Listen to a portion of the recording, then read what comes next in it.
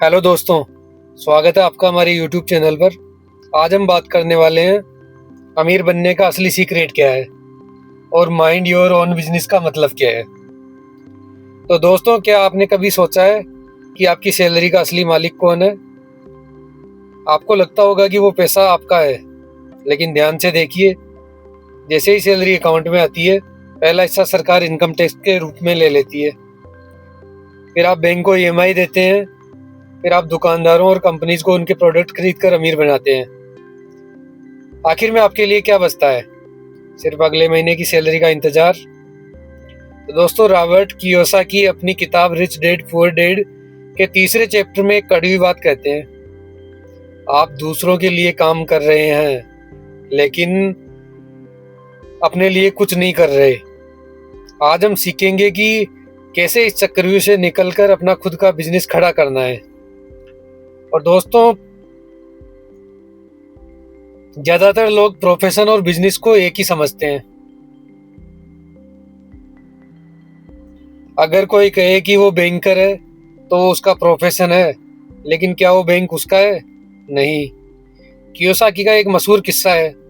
एक बार मैकडोनाल्ड के फाउंडर रे क्रॉक ने एमबीए स्टूडेंट से पूछा था, मेरा बिजनेस क्या है? सबने हंसकर कहा, सर आप बर्गर बेचते हैं। रे क्रॉक मुस्कुराए और बोले, नहीं, मेरा बिजनेस बर्गर बेचना नहीं, रियल एस्टेट है।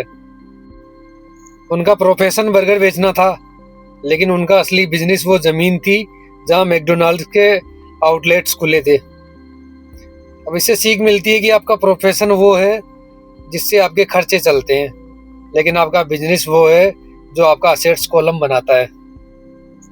अब असेट्स कॉलम को समझते हैं अच्छे तरीके से।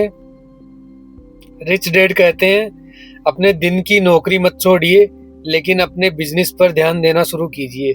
इसका मतलब है कि आपको ऐसे असेट्स इकट्ठे करने हैं जो आपके बिना काम किए पैसा बनाए। अब असली असेट्स क्या है उनके बारे में जानते हैं। बिजनेस जो आपके बिना चले वो असेट्स है। अगर आपको वहां रोज बैठना पड़ रहा है तो वो बिजनेस नहीं, आपकी नौकरी है। इसी तरह से स्टॉक्स और बॉन्ड्स हुए जो आपको डिविडेंड्स और इंटरेस्ट देते हैं। इसके अलावा इनकम जनरेटिंग रियल एस्टेट्स, वो घर या दुकान जो आपको रेंट देते हैं, ना कि जिसका आप ईएमआई भर रहे हो। और हो गए नोट्स और रॉयल्टीज। अगर आपने कोई म्यूजिक बनाया है, कोई बुक लिखी है या कोई सॉफ्टवेयर बनाया है जो बार बार लोग खरीदते हैं, इन चीजों को जमा करना ही माइंड योर ओन बिजनेस है। अब यहाँ आती है वो गलती जो 90% लोग करते हैं। जैसे ही थोड़ा एक्स्ट्रा पैसा आता है, हम क्या करते हैं, एक नई कार ले लेते हैं, एक महंगा फोन ले लेते हैं या ब्रांड न्यू डिजाइनर कपड़े। तो दोस्तों, अमीर और मिडिल क्लास में यही बड़ा फर्क होता है।